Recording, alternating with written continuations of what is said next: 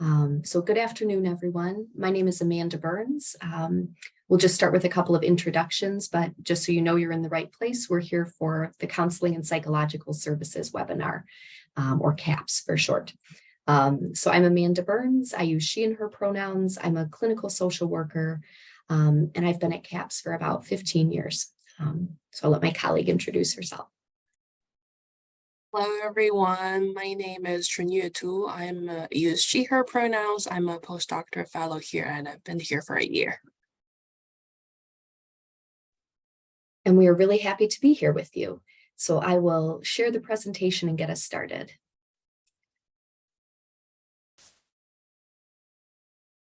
All right. So we are here to talk about transitions, right? As your students come to U of M, we are obviously going to be taking a mental health approach to what those transitions look like. And we know you'll get lots of other good information from our partners all over campus. Again, CAPS is Counseling and Psychological Services. We'll use some acronyms as we move through. We will do our best to explain those. Please feel free, if we miss one, to pop a question in the chat. Feel free to pop any and all questions into the chat as we go. We will be keeping an eye on it, and we will hold a few minutes at the end for questions too. Okay, that's often where the best information comes from. Okay, just an overview. So we'll talk about transitions for the students. They are why we're all here, right? But we'll also spend some time on transitions for parents and families because you all are a part of this picture. We won't just talk about the transitions. We really want to give you some practical tips. So things that will be helpful as you navigate these next couple of months and this next year. And then at the end, we'll end with some CAPS information so that you know what this resource looks like for you and your students. Okay. So as we start to think about the students themselves, right? Some things that we think might show up for first year students. If you have any other thoughts, please feel free to pop them into the chat, and we can give some voice to those too. But themes that come up, feeling lost, right? Do I belong here? Am I overwhelmed? Maybe it's hard to get along with new folks, right? Maybe I'm having some trouble sleeping outside of my own bed. So let's take a look at what these can look like. So things that we see, that we anticipate, that we spend a lot of time talking with students about. Many of your students might be living on their own for the first time, right? Maybe some have spent significant time away from home or from family before, but for many, this will be the first chunk of time like that. Some might be missing home, right? Missing what is familiar. I see loneliness in the chat as well. Absolutely. Right? You're here in a big place, but what does it look like to feel connected? Waking themselves up for classes. If we were physically in the room, I'd ask for a show of hands and I'd probably see some kind of sheepish, like, yes, I still wake my person up. I needed a phone call from my mom sometimes into college to wake up for important things. So no shame, but can be a transition. New routines, right?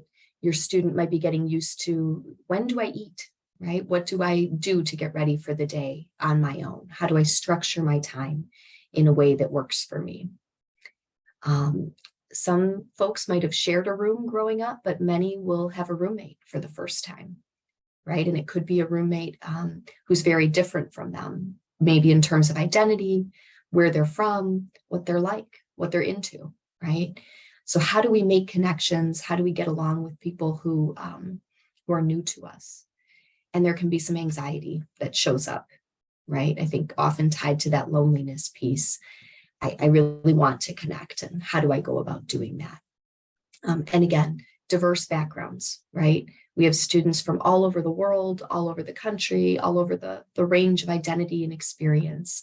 And so how do we get to know one another and connect? Okay. So hopefully this resonates with some things you're anticipating. And in terms of how those show up, right, at CAPS, we are the student mental health agency on campus. So when students come to see us, they're often presenting with their top concerns. This list is pretty consistent year to year, but it was just updated with this past year's data. So the top 5 reasons that students identify for coming to talk to a counselor at CAPS are anxiety, depression. Those two often fight it out for number 1, and they are often linked, right? Emotional management. What do I do with my feelings? How do I calm myself when I'm upset? Okay. Academic performance, adjusting to being here, adjusting to the workload, to the courses, and then relationship problems.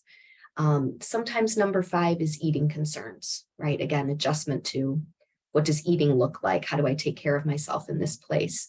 But often, as in this past year, is relationship concerns. Okay. So a few gentle reminders, and again, later we'll get into some practical tips, but we want to name these right away because we want you to hear that if your student is dealing with or facing any of these concerns in the next year, they are not alone.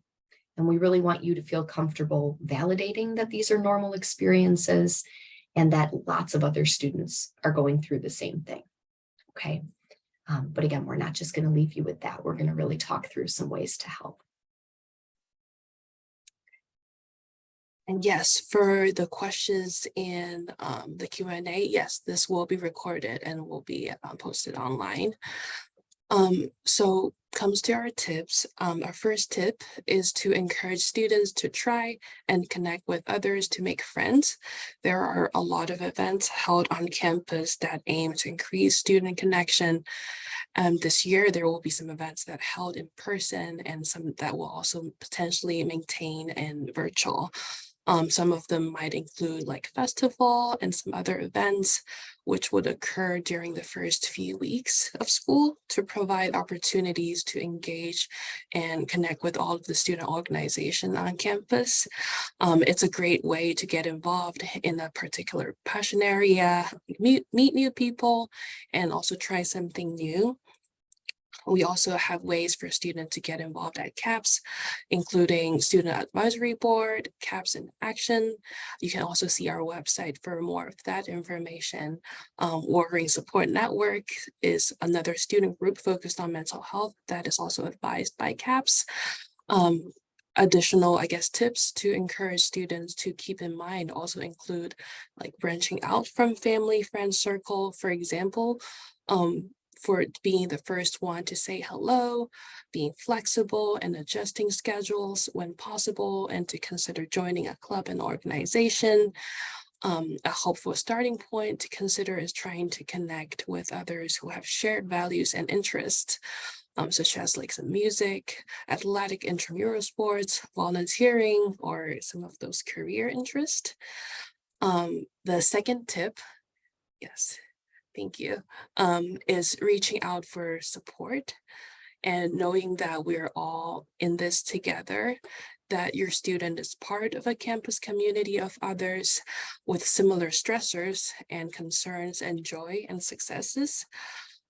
Some of your students may not have a lot of practice in asking for help, especially those who did quite well in high school. We encourage students to communicate their experiences and talk about their concerns and needs. They can attend office hours and talk with graduate student instructors or GSIs and professors. All of them can be very beneficial. Seeking out support in this way can be challenging for some of the students due to the stigma, shame, embarrassment, perfectionism, some of those cultural norms.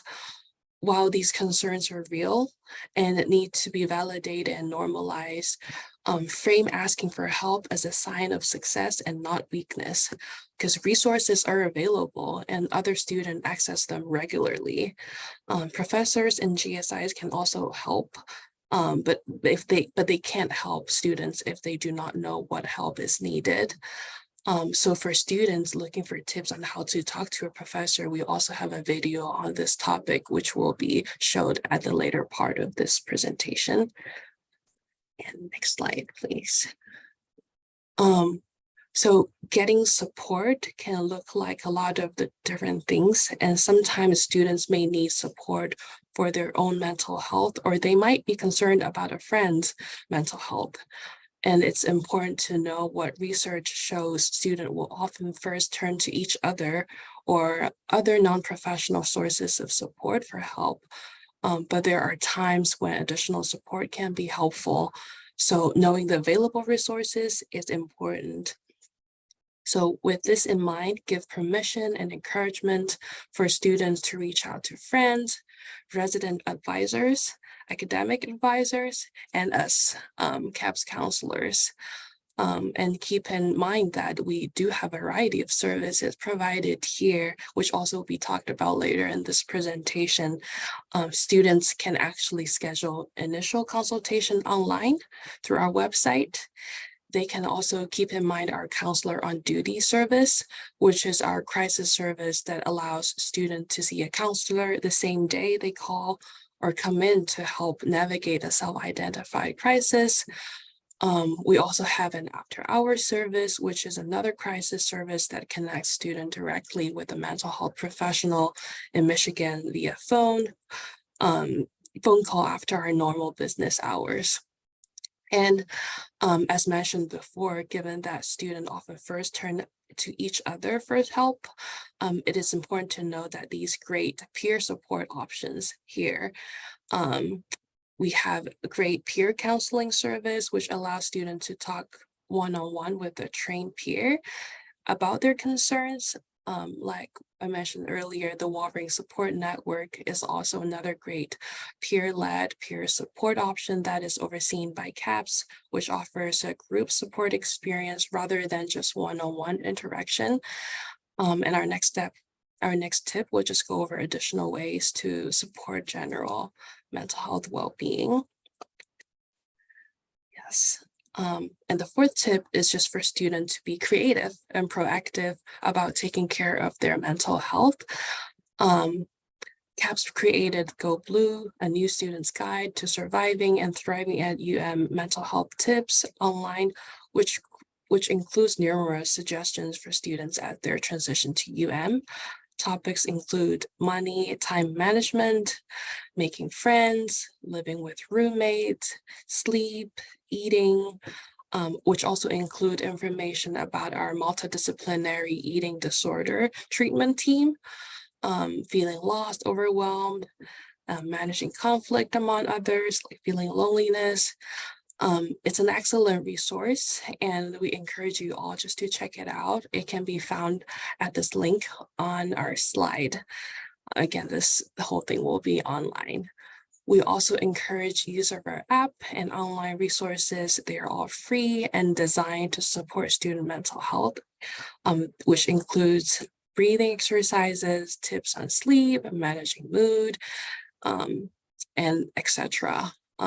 Because a lot of times students are often on phones and devices. So why not just be on phones and use resources that will help us build skills to more easily navigate life stressors?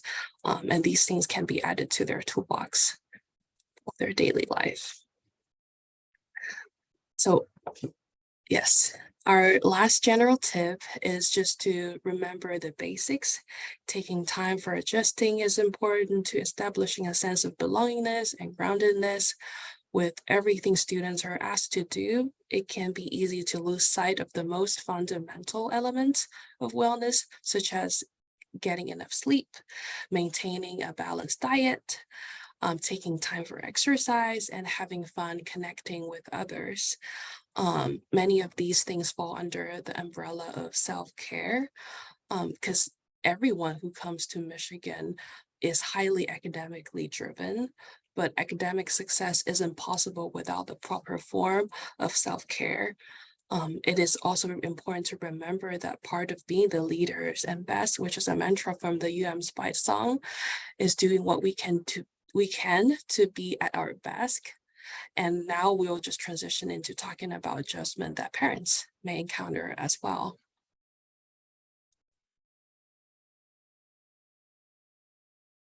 Okay, so we're going to move from talking, as Chinyu said, from talking about the students to talking about all of you, right? We really want to encourage you to prioritize yourselves as you go through this transition alongside your concern for your student, recognizing that the better care you take of yourselves, the better care you can take of your students, right? So some things that we are thinking about and anticipating. I'm going to pause myself and just address the question in the chat. Headspace, I believe, there's a question about student access to apps like Headspace, requires a subscription or some kind of payment. At this point, the university doesn't have like a sponsored relationship with Headspace. Our apps do offer some similar things. We do have some similar resources on our website, but that would still be a private subscription. Yeah. Wonderful question. That's a popular one, even among therapists. So some things that we would anticipate for all of you. We know that this might be your first experience with a child or a student leaving for college. Might be your last child leaving for college, right? Kind of that empty nest experience. It might be your first and last, right? So wherever you are on that spectrum, taking some time to reflect on what that feels like, what that means. Is that scary? Is that hard? Is there a sense of relief or accomplishment? Probably some kind of mixture, right, of a lot of these and others that I'm not even naming. If there's a bit of a sense of loss, right? Your child is transitioning to a new phase of life. Again, really pausing and giving yourself some time to recognize that this is a change for you too. And as much as we're excited, we might need to grieve what has come before, right, as we move on. So how can you do something? And do something is one of our outreach campaigns. So if you see that repeated, the message there is really that we want you, again, to take a moment with this, right? What can you do for yourself and do for your student? We really encourage you to trust your past parenting, right? Your support of your student has helped them get to this point. And that's not an accident, right? So trusting in the things that you have taught them thus far. Anticipating some anxiety, both for yourself and your student. Some of you may be ready to name this and others might not, but it's probably going to be there.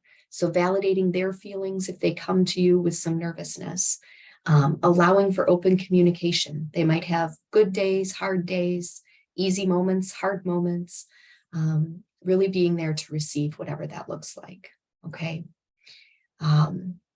And that's helpful for you too, right? The more that line of communication is open, your anxiety might go down if you're at least getting updates. Encouraging your students' independence and decision-making. So this is part of that transition, right? Where maybe in the past you made some decisions for them. As we enter this phase, really remembering that they are starting to make those decisions for themselves. And we can still be there, you can still be there to give some advice, to encourage caution when caution is needed, to maybe encourage putting themselves out there when they're trying to make friends, but remembering that they need to do some of that themselves now. And discussing realistic expectations, as we mentioned, right? Most folks who arrive at Michigan are academically motivated, and it's not an accident that they're here, but just in terms of numbers, not every student will be the top academic achiever in the first year class, right? And so thinking about how do we define success and accomplishment in other ways, right? Are they learning a lot? Are they feeling connected? Did they try something new? Did they talk to their professor one-on-one, even though it was really scary to do that? Those are accomplishments. And so we can be helpful and supportive in reminding them that, you know, academics are a huge part of why they're here, but they are not the only important thing that they are doing here, okay? And then being flexible, having a plan for how they're going to move around campus, how they feel safe on campus, what that looks like for them, physical safety, emotional safety, and then anticipating if your student is at some point going to be visiting, right? Kind of coming back home and then returning to campus. That can actually be a really big deal the first couple of times it happens. It might feel weird for everybody, right? If they've been living on their own for a couple of months, they might not operate quite the same when they're back in your home. And so having a conversation about that beforehand or while it's happening, what do we both need, right, to feel okay while we're sharing space again? And how are we going to feel when you go back to campus? Sometimes that second time can feel harder, And so just preparing yourselves, seeking your own supports, and really talking to one another. All things we found to be helpful and encourage you to keep doing. A few more things here. So if your student has been in mental health treatment or counseling before coming to campus and you would like that to continue, they would like that to continue. We'll talk a little bit more about what CAPS provides. We also have a large community of therapists off campus. And so sometimes students would prefer someone that they can see in that setting. Again, you'll have this available. You don't need to write everything down, but we have our own database linked from our website. Also has its own web address to search for therapists in the community. Psychology Today can be a helpful resource. You can narrow down by insurance, identity, language, preference. And then the Services for Students with Disabilities office on campus can be really helpful if your student would benefit from any accommodations, again, around medical or physical needs and or emotional mental health needs. Really getting to know resources, right? It's a good feeling when your student comes to you with a question and you either know the answer, or if you're like me and you Google everything, the answer is findable, right? And you can always call us or other partners that you're hearing from during your orientation here to ask for answers to questions. We do have a whole section on our website just for parents and families, so really encourage you to check that out too. I know you get a lot of information in a short time in these kinds of sessions. Okay, so in our last bit of time here, we want to give you time for questions. We're going to talk a little bit about CAPS and who we are. Yeah. So CAPS does have a diverse staff, like the picture showed here, with regards to identities, language spoken, professional discipline, and intervention approaches that all contribute to providing excellent mental health service to all students. If you can go to the next slide. So what do CAPS offer? We provide free, confidential, solution-focused therapy to currently enrolled students through one-on-one, relationship, and group therapy options. Students can schedule an initial consultation online through our website to begin the process to access services. And our diverse staff is comprised of generalist clinicians that are equipped to help students with a variety of concerns that may arise during their time on campus. We are physically located at the Michigan Union on the 4th floor. And we also have embedded counselors in particular schools and campuses who currently can be contacted via email. And our hours of operation and contact information are also listed here. In addition to the service we mentioned, we also provide topics, identity-specific programming. We have groups on perfectionism, social anxiety, eating body, image issues, group specific for undergraduate student, graduate student, men's group, and workshops focused on anxiety, body image, and self-compassion. We also have lunch series for international students and students of color with our campus partners. We also have online mental health screenings for students who want a better understanding of what they're experiencing. These can also all be found online. The next one. Yes, and here are some of the links to other videos created by our CAPS Student Advisory Board, including topics on how to help a friend and how to initiate a conversation with the professor here. In addition to our central office, we do have counselors who are embedded in schools and colleges, including College of Engineering, kinesiology, business, and just to name a few here. These counselors are highly trained members of CAPS staff who are also know quite a bit more about the culture of schools and college in which they're embedded. You can always check out more information on this website. Again, there's just a lot of additional resources to help locate off-campus mental health resources like Amanda has mentioned. Okay, to the next one. Yes, so as we're wrapping it up, just please keep in mind that Division of Student Life has many different units other than just CAPS. that can be also assistant for students during their time at here.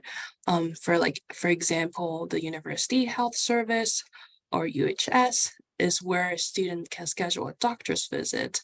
The Multi-Ethnic Student Affairs provides programming and support around diversity and social justice initiative, which is on the 3rd floor, I think, of Michigan Union. And the Spectrum Center offers many resources to support gender non-confirming community, which is also on the 3rd floor here at the Michigan Union. Encourage your student to learn more about these various units and how they can be helpful during their time here at the university. And we really strive to support all the students here on campus. So, yes. Thank you so much for coming. We're just going to transition to the question and answer portion. And if there's any questions, we'll answer them.